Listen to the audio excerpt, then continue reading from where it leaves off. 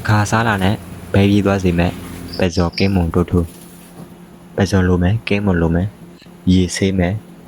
ပွားပြီးကတ်ထဲမယ်စားအနေငယ်ထဲမယ်ကျက်သွန်ဖြူအမှုထဲမယ်ငရုတ်ကဖြူအမှုထဲမယ်နဲမယ်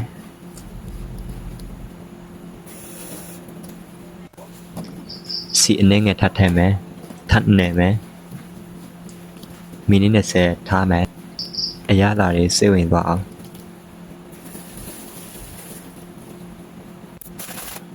မိနစ်20ထားပြီးရင်ပဲဇော်ရဲ့ကင်းမွန်ရဲ့ကိုဒိုးနဲ့ပြန်တီးမယ်တီးပြီးရင်မိဖို့ပေါ်မှာကင်းမယ်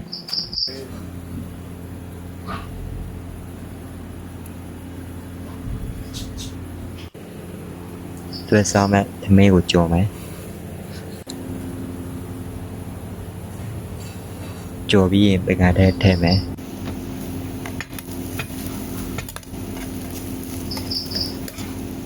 ပကံထဲထည့်ပြီးရင်ခဏกินထားတဲ့ပဲဇော်ကင်းမွန်ဒိုးထိုးကိုအပေါ်မှာတင်မယ်